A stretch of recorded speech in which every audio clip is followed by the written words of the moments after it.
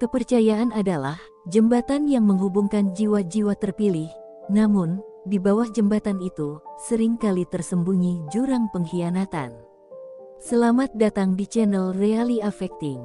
Hari ini, kita akan menyelami topik yang penuh misteri yaitu, pengkhianatan di tengah jiwa-jiwa terpilih. Dalam dunia kita, individu yang dianggap istimewa seringkali dipandang sebagai penjaga kepercayaan dan nilai-nilai luhur. Namun, apa jadinya ketika pengkhianatan muncul dari mereka yang seharusnya menjadi penjaga kepercayaan tersebut? Pengkhianatan adalah sebuah fenomena yang kerap mengejutkan, terutama ketika dilakukan oleh orang-orang yang kita anggap berada di puncak moral. Bayangkan seseorang yang tampaknya memiliki semua kualitas yang kita hargai, tiba-tiba menyakiti atau merusak kepercayaan yang telah diberikan. Ini bukan hanya tentang tindakan itu sendiri, tetapi juga tentang dampak mendalam yang ditimbulkannya pada hubungan dan kepercayaan yang telah terjalin. Apa yang memicu pengkhianatan di antara jiwa-jiwa terpilih? Apakah ada pola atau motivasi yang bisa kita identifikasi? Mengapa seseorang yang tampaknya ideal bisa berbalik melawan kepercayaan yang telah diberikan? Menjawab pertanyaan-pertanyaan ini membawa kita untuk memahami lebih dalam mengenai motivasi di balik tindakan-tindakan tersebut. Hari ini, kita akan mengeksplorasi fenomena ini dan mengungkap berbagai bentuk pengkhianatan yang mungkin tersembunyi di balik tindakan-tindakan ini. Kita akan meneliti bagaimana dan mengapa pengkhianatan ini bisa terjadi, serta dampaknya pada hubungan dan kepercayaan. Tanpa basa-basi lagi, mari kita mulai membahas satu persatu tentang pengkhianatan di tengah jiwa-jiwa terpilih. Bersiaplah untuk menggali misteri dan menemukan wawasan baru yang bisa membantu kita memahami lebih dalam tentang dinamika kepercayaan dan hubungan. Yuk, kita telusuri bersama. 1. Pengkhianat yang mendalam. Dalam dunia yang kompleks ini, ada tipe pengkhianat yang bekerja dari dalam bayang-bayang, seperti sosok yang merayap di malam hari tanpa jejak. Mereka adalah pengkhianat yang mendalam, mereka yang bersembunyi di balik topeng kesetiaan sambil merusak dari dalam. Sosok-sosok ini memahami betul dinamika kepercayaan dan memanfaatkan posisi mereka untuk menyabotase dari kedalaman yang tak terdeteksi. Pengkhianat yang mendalam tidak sekadar mengkhianati, mereka membangun fondasi kepercayaan yang kuat di atas rasa kesetiaan yang tampaknya tulus. Dengan cara ini, mereka dapat bergerak bebas di lingkungan yang telah mereka kuasai. Mereka berfungsi sebagai penjaga rahasia, memanfaatkan kedekatan mereka untuk mengakses informasi berharga yang kemudian digunakan untuk merusak atau memanipulasi situasi. Misalnya, dalam konteks sebuah organisasi, pengkhianat ini mungkin menjabat sebagai orang yang dipercaya dan sangat dihargai. Namun, di balik tirai kebaikan mereka diam-diam menyabotase proyek-proyek penting dengan membocorkan informasi strategis kepada pesaing atau dengan merusak komunikasi internal. Bayangkan seorang anggota tim yang selalu tampil sebagai pendukung utama, yang secara konsisten memberikan kontribusi dan menunjukkan dedikasi. Mereka adalah pahlawan yang tampaknya menjaga kepentingan tim. Namun, dalam bayangan kegelapan, mereka mengumpulkan data yang seharusnya dirahasiakan dan menggunakan informasi tersebut untuk merencanakan serangan diam-diam terhadap tim mereka. Pengkhianat ini cenderung sangat terampil dalam seni berpura-pura dan memanipulasi, menjadikan mereka sulit untuk terdeteksi. Tindakan mereka baru terlihat setelah kerusakan yang mereka sebabkan mulai mempengaruhi seluruh struktur yang telah dibangun. Dampak dari pengkhianatan semacam ini seringkali sangat merusak dan luas. Ketika kerusakan yang mereka sebabkan akhirnya terlihat, biasanya sudah terlalu parah untuk diperbaiki dengan mudah. Kepercayaan yang telah dibangun dengan susah payah hancur berkeping-keping, dan pemulihan mungkin memerlukan waktu yang sangat lama serta usaha yang besar. 2. Pengkhianat palsu. Pengkhianat palsu adalah individu yang beroperasi di bawah penutup kebaikan dan dukungan, namun di balik topeng tersebut, mereka memendam niat yang jauh lebih gelap. Mereka berfungsi sebagai aktor ulung dalam drama kehidupan, memainkan peran seolah-olah mereka adalah teman dan pendukung setia. Mereka mengarahkan perhatian ke arah yang salah, sementara mereka secara aktif merancang untuk merusak dari dalam. Sosok ini seringkali sangat mahir dalam menampilkan diri mereka sebagai bagian dari kelompok atau organisasi, berpartisipasi dalam aktivitas, dan bahkan menunjukkan kepedulian yang tampaknya tulus. Mereka mungkin berperan sebagai mediator, penasihat, atau rekan yang sangat dihargai. Namun, niat mereka yang sebenarnya adalah untuk memanipulasi keadaan demi keuntungan pribadi atau untuk merusak keberhasilan orang lain. Di dalam sebuah komunitas, pengkhianat palsu bisa berpura-pura sebagai penggerak utama proyek, menyarankan ide-ide yang tampaknya cerdas dan inovatif. Namun, di belakang layar, mereka menyebarkan informasi yang menyesatkan atau menyabotase upaya yang sedang berlangsung untuk memperkuat posisi mereka sendiri. Mereka mungkin menciptakan konflik atau menyebarkan gosip untuk memecah belah kelompok, sambil terus tampil sebagai sosok yang sangat berperan dalam menjaga harmoni. Motivasi mereka seringkali berkisar pada kepentingan pribadi atau ambisi yang tidak sehat.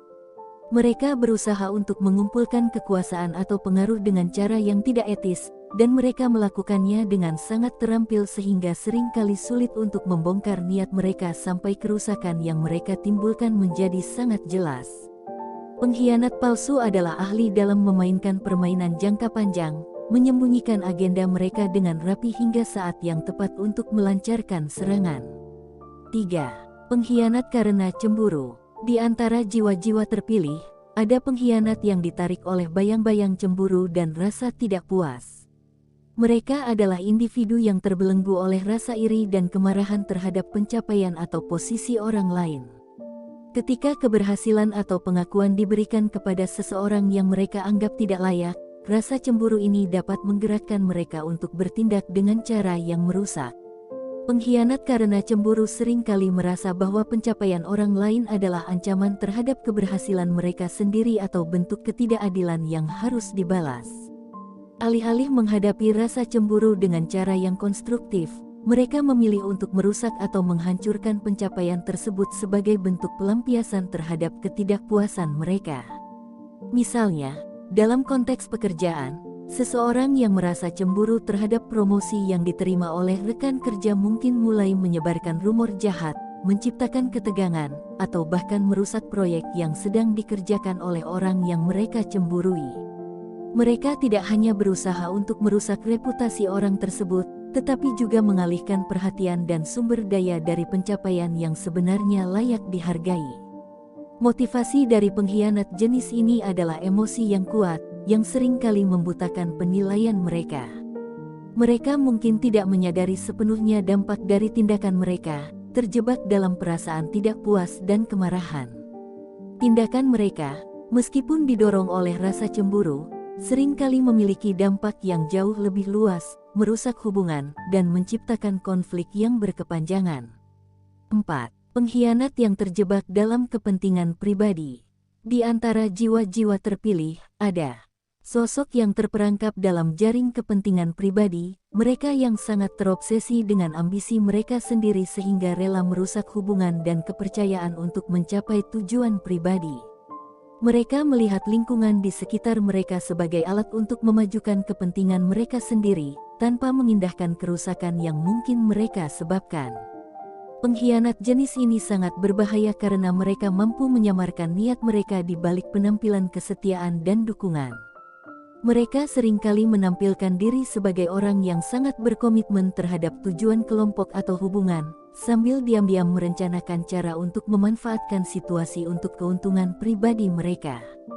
Dalam sebuah organisasi, mereka mungkin berusaha meraih posisi kekuasaan atau mendapatkan keuntungan material dengan merusak atau mengorbankan kepentingan orang lain. Bayangkan seorang individu yang tampaknya sangat terlibat dalam proyek bersama, yang secara aktif berkontribusi dan menunjukkan dukungan. Namun, di balik tampilan itu, mereka sedang merancang strategi untuk mendapatkan pengaruh lebih besar atau keuntungan finansial dengan mengorbankan kolega mereka. Mereka mungkin menciptakan skenario di mana mereka tampak sebagai pahlawan, sementara mereka sebenarnya sedang mengumpulkan kekuasaan atau keuntungan di balik layar. Pengkhianat yang terjebak dalam kepentingan pribadi seringkali sangat pandai dalam manipulasi dan strategi. Mereka mampu menyembunyikan motif mereka dengan sangat baik, menjadikannya sulit untuk mengidentifikasi niat mereka sampai kerusakan sudah terjadi. Kecenderungan mereka untuk mengutamakan kepentingan pribadi di atas segalanya seringkali menyebabkan konflik yang berkepanjangan dan kerusakan yang mendalam. 5. Pengkhianat yang dipengaruhi oleh kekuasaan. Dalam dunia kekuasaan dan pengaruh, terdapat individu yang, ketika diberi sedikit kekuasaan, terjatuh ke dalam godaan untuk menyalahgunakannya. Pengkhianat yang dipengaruhi oleh kekuasaan adalah mereka yang awalnya mungkin tampak sebagai pemimpin yang bijaksana atau tokoh yang dapat diandalkan, namun kekuasaan yang mereka pegang menyebabkan mereka mengkhianati prinsip dan kepercayaan yang pernah mereka junjung tinggi. Kekuasaan memiliki cara yang kuat untuk mempengaruhi perilaku dan niat seseorang. Individu ini mungkin mulai dengan niat baik dan komitmen terhadap nilai-nilai yang luhur. Namun, seiring berjalannya waktu dan semakin besarnya kekuasaan yang mereka miliki, mereka mulai menggunakan posisi mereka untuk mengejar keuntungan pribadi, menghancurkan pesaing, atau mengontrol orang lain dengan cara yang tidak etis. Dalam konteks ini, pengkhianatan seringkali dilakukan dengan cara yang sangat terencana. Mereka mungkin memanipulasi informasi, menekan atau menghancurkan lawan, dan menggunakan posisi mereka untuk keuntungan pribadi atau untuk membalas dendam terhadap mereka yang mereka anggap sebagai ancaman. Kekuasaan yang dimiliki membuat mereka merasa bahwa mereka berada di atas hukum atau etika, sehingga mereka mengabaikan dampak negatif dari tindakan mereka. Pengkhianat yang dipengaruhi oleh kekuasaan seringkali tidak menyadari sepenuhnya seberapa besar mereka telah menyimpang dari nilai-nilai awal mereka. Mereka terjebak dalam ilusi bahwa tindakan mereka adalah sah atau bahkan dibenarkan karena posisi mereka yang tinggi. Akibatnya, mereka mengabaikan dampak negatif yang ditimbulkan, baik bagi orang-orang di sekitar mereka maupun bagi integritas keseluruhan sistem. 6.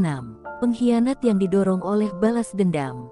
Dalam gelapnya perasaan yang belum terselesaikan, terdapat pengkhianat yang didorong oleh hasrat balas dendam. Mereka adalah individu yang, setelah mengalami kemarahan atau ketidakadilan, memutuskan untuk mengarahkan energi negatif mereka untuk menghancurkan atau merusak. Rasa sakit emosional atau ketidakpuasan yang mendalam menjadi bahan bakar bagi tindakan mereka.